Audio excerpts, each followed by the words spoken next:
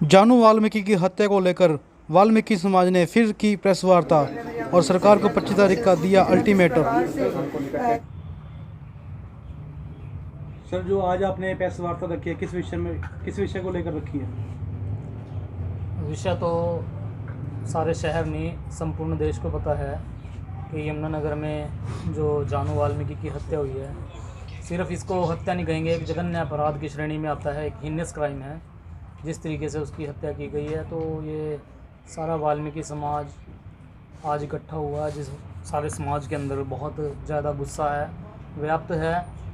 अब इस बात को एक निर्णायक मोड़ तक पहुंचाने के लिए समाज की मीटिंग इकट्ठा हुई है कि जो दोषी हैं उनको कैसे सज़ा दिलाई जाए और इस मामले को कैसे आगे बढ़ाया जाए।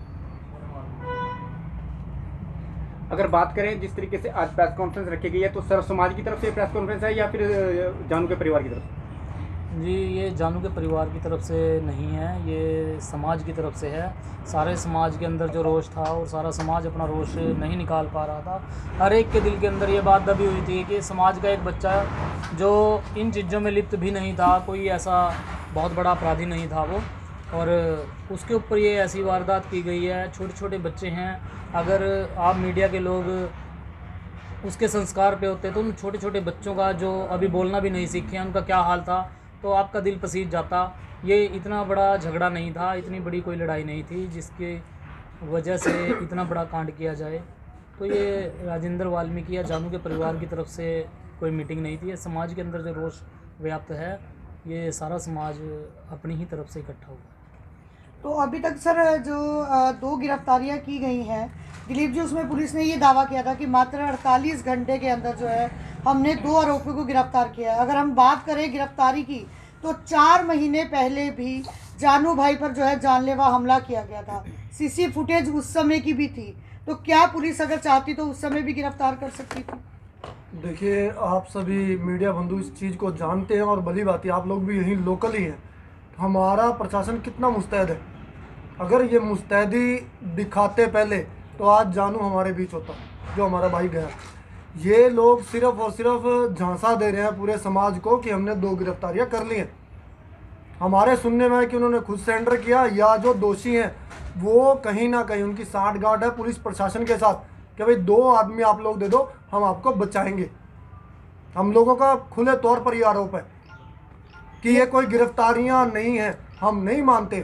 3 महीने जो 30 दिसंबर को जो मामला हुआ था, जो भाई जानू के ऊपर अटैक हुआ था, उसके बाद कितना मुस्तैद था आपका प्रशासन। और जहाँ पे ये मामला हुआ है, लगभग कहूँ तो 200 मीटर दूर आपकी अर्जुन नगर चौकी है। धमाके हुए हैं। क्या उन धमाकों का जो शोर था वो चौकी के जो लोग थे प्रशासन के, क्या उनके कानों तक नहीं गया? 3-3 गाड़ियाँ असले से लैस, लोगों से लैस 2 दिन हमारे शहर में घूमती रही।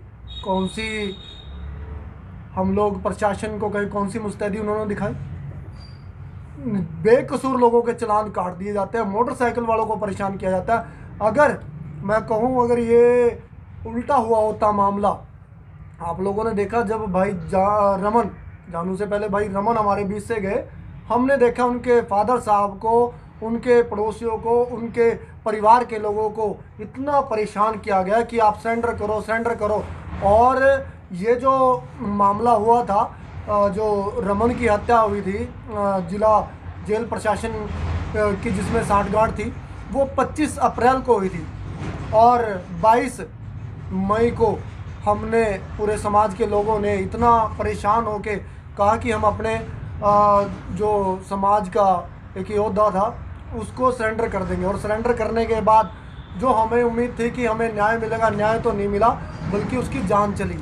उसके बाद भी आप लोग देखें कि 2 साल के अंदर कितना परिवार को न्याय मिला, कितना सुरक्षा मिली है।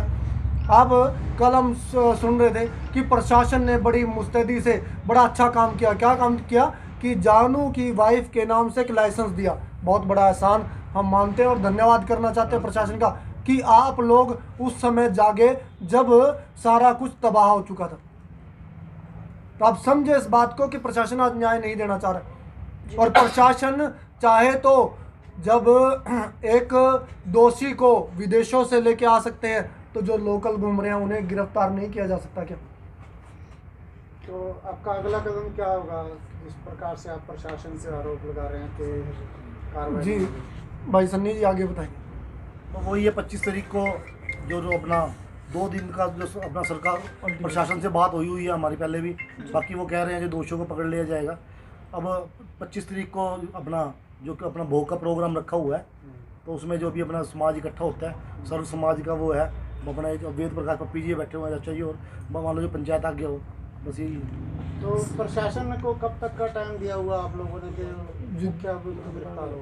2 दिन का प्रशासन को तो टाइम ही टाइम दिया हुआ है जी। 4 महीने पहले जानू के ऊपर गोली चली है और प्रशासन को देखिए लापरवाही प्रशासन की कि इतना सारा टाइम हमने दिया हुआ था, वो आरोपियों को गिरफ्तार नहीं कर पाए, और जिसका नतीजा ये है कि आज जानू हमारे बीच में तो है ही नहीं, लेकिन अपने छोटे छोटे बच्चों को भी छोड़कर जा तो चुका है। क्या कदम हो सकता है अगला आपका यदि प्रशासन ने मुख्य अभियुक्त को गिरफ्तार नहीं किया?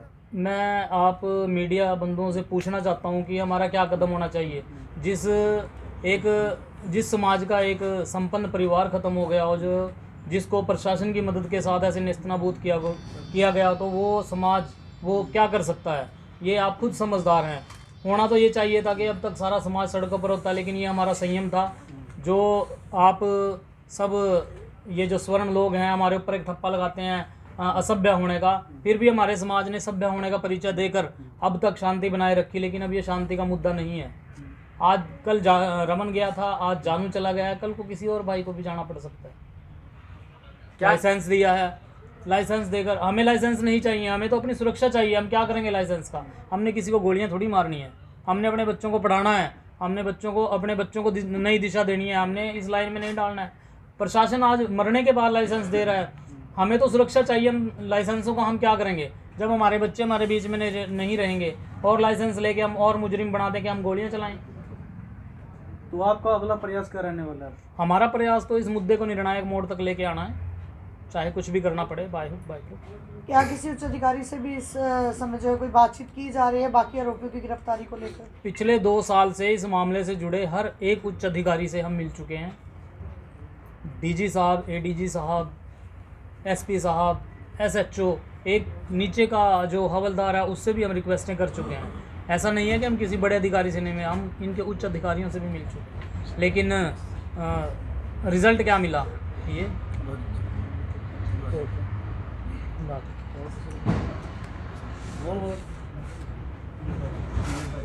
प्रशासन की मंशा नहीं लग रही है उन्हें गिरफ्तार करने की, सीधा सीधा ये है। और बाकी हम चाहते हैं और आप लोग भी इसमें मदद करें कि परिवार को न्याय मिले, क्योंकि पूरा परिवार तबाह हो चुका है, बर्बाद हो चुका है, और एक समाज का संपन्न परिवार था जिनके पास सब कुछ था, और आम आदमियों को तो क्या समझेंगे वो लोग।